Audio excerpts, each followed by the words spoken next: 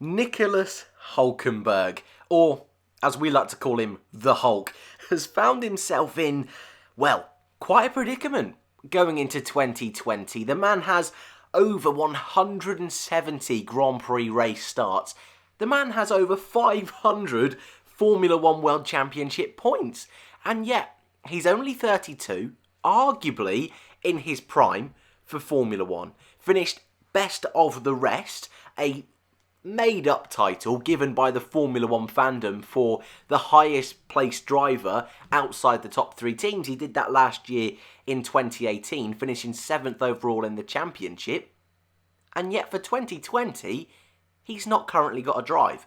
And currently, as things stand, he won't be on the grid at all next year. So in today's slightly different episode of Transfer Talk, we're discussing what's next for Nico Hulkenberg. Can he wiggle his way into some kind of Formula One race seat next year? Does he need to take a year out, or can he find options elsewhere? Just to start, he won't be an IndyCar. He said that himself. Ovals are not his thing, so we can throw that out the window straight away. Sorry, American fans, you won't be seeing Nico over in the States anytime soon. That being said, let's first look at why Renault have got rid of him. So for next year, Renault have decided to keep hold of Daniel Ricciardo, a very sensible decision, but they've also decided to bring in Esteban Ocon, a Mercedes young driver, someone who hasn't raced in 2018, had to miss out a season because, well, a very similar situation to Hulkenberg. There's just not enough spaces on the Formula One grid. Ocon's coming in, a French driver in a French team, in his young 20s, makes sense for the future if Renault can hold on to him. In Hulkenberg, they're losing that experience. However, the team feel that going forward, Ricciardo's had a better year this year, and he is the man to be that team leader. So they've said to Nico, despite the fact Nico made the brave decision back in 2016 to move to the team, when the team weren't particularly great, that 2017 season, he did a brilliant job for them. Likewise with 2018, and 2019, he's not doing that bad. Skip forward to last week, where many people felt that it would be Haas that he would be going to replace this man, Romain Grosjean. Yet that didn't materialise. The team decided instead, rather than to give things a bit of a freshen up, rather than to give someone like Hulkenberg, a proven, consistent driver in Formula One, that hasn't really had his chance in a big team, rather than to go with Hulkenberg, they decided to keep Grosjean, who himself, and this is something that I cannot avoid in this video, Grosjean has had 10 podiums in his Formula One career, and whilst you could argue those came in 2012, 2013 and 2015, some time ago now, Gunther Steiner, team manager of Haas, probably looks at Hulkenberg and thinks, well, for the sake of 1 or 2 seasons, is it worth it? I mean, we spoke about it in length in multiple videos why Haas went with Grosjean, but I believe even Hulkenberg himself probably felt like he had a good chance of going to Haas. So what other options are left? I look at Red Bull, the main seat everybody is after. Christian Horner, team principal of Red Bull, has not ruled out taking a driver from outside the young driver programme, something that Red Bull hasn't done in such a long time. I believe it was Mark Webber and David Coulthard the last time they went looking outside their driver pool, so that's a very long time ago.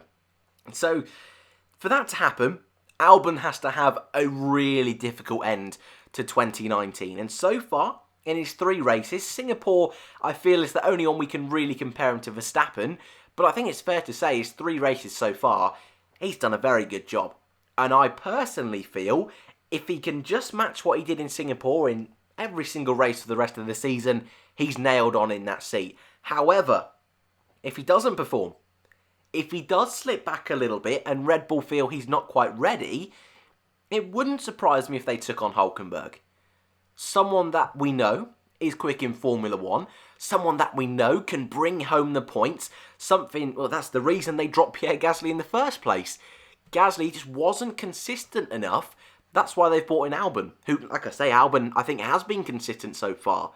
But I think they also need someone who isn't going to upset that balance with Max Verstappen. Verstappen is very much that team leader, the undisputed team leader, and no matter who fills that second Red Bull seat, that will be the case. So for Hulkenberg, this would be a brilliant move. I mean, first of all, just any seat on the grid next year would be brilliant, and he would be absolutely chuffed. But I think he deserves a chance in a top seat. However, I think it's unrealistic. I think Albon is definitely the way they will go, and I think Albon definitely has enough talent to stay in that seat next year. That being said, is there a seat at Toro Rosso available? Again, unlikely. First of all, I don't think Hulkenberg would make the switch to Toro Rosso. I think that's very unlikely. Again, it might present itself to an opportunity a couple of years down the line for Hulkenberg, but he's 32, he's in his prime. He doesn't want to be going to a junior team, even if it does potentially open up doors for later on in his career. However, I also believe both Toro Rosso drivers are pretty good. I think that's probably an understatement. Pierre Gasly, since he's gone back to the team, has that fire again, that fire in his belly that I talk about so often with drivers that sometimes they're just missing. That final edge, that bit of flair. That's why I love Daniel Ricciardo so much and his abilities in Formula 1, because you can see he's driving with passion.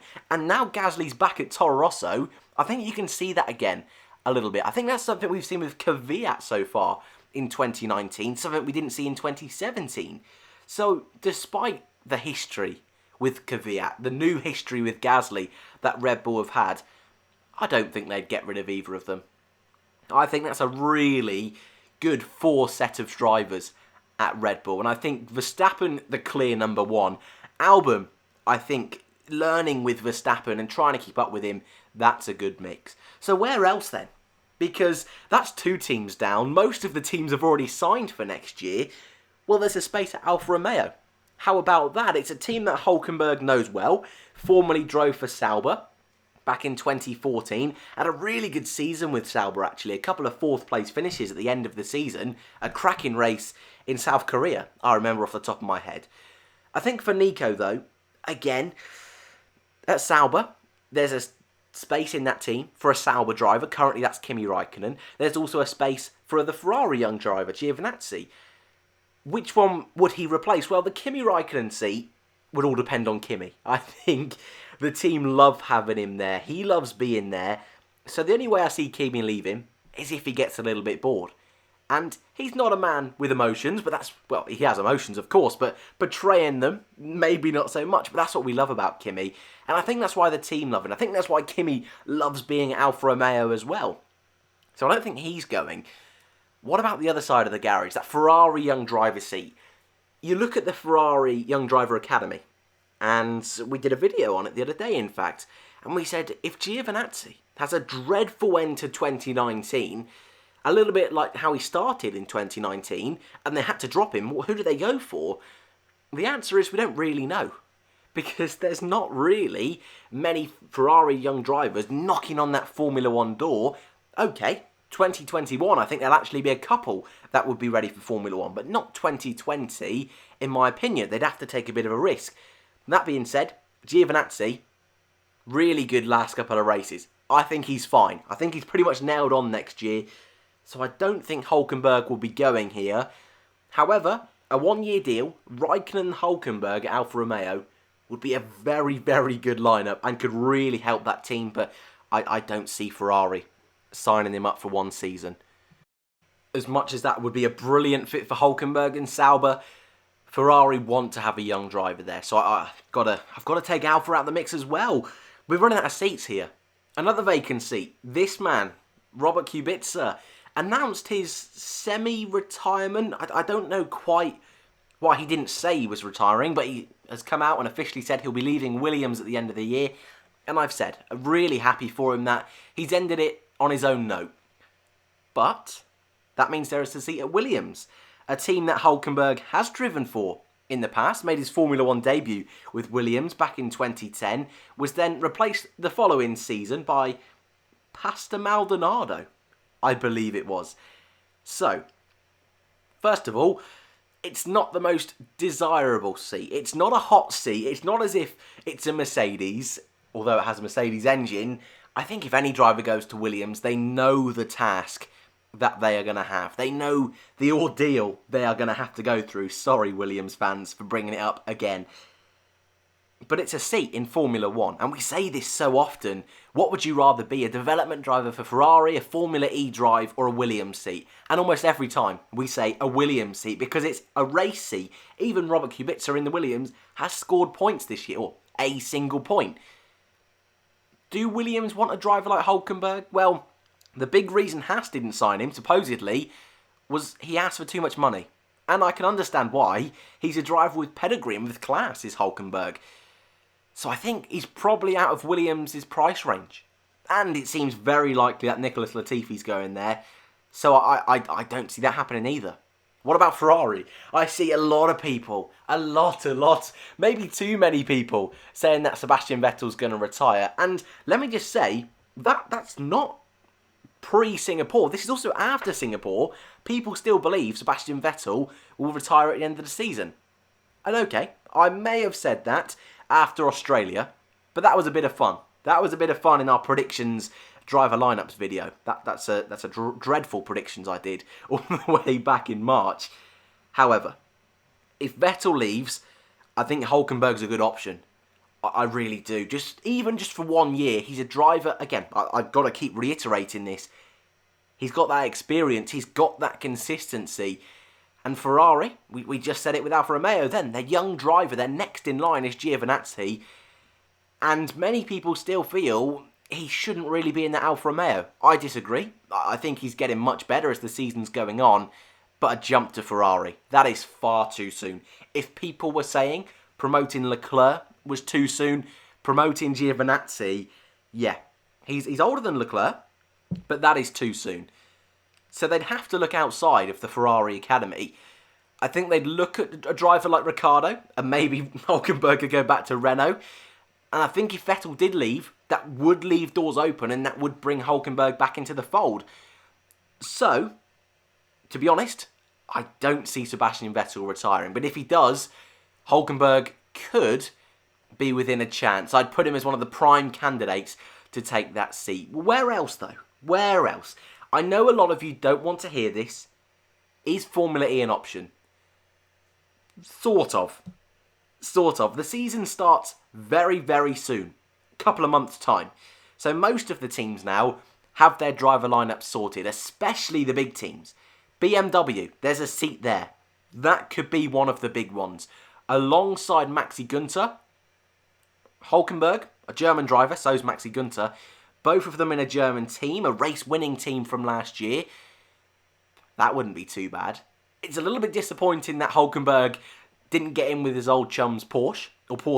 I always say Porsche. I'm just still reminding people I'm a bit of an idiot and I can't say it properly. But Porsche, it's a shame he couldn't get in with them. That would have been nice just for his sabbatical almost, his 1 year out, and then to potentially come back just to do a season with Porsche.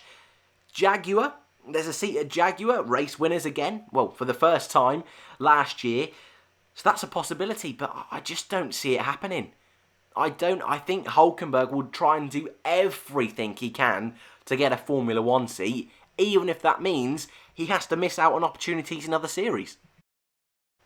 So now where does that leave us?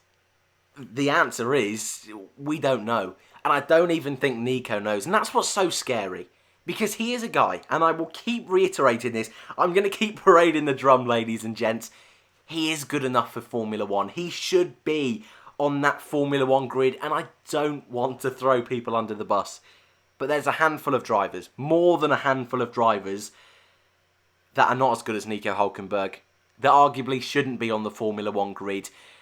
I don't want to say that are hogging a space, but when there is talent, like Esteban Ocon, not on the grid this year, like Nico Hulkenberg, potentially not being on the grid next year, even Valtteri Bottas, if he left Mercedes this season, if they went with Ocon instead of him, could he have potentially missed out on a seat?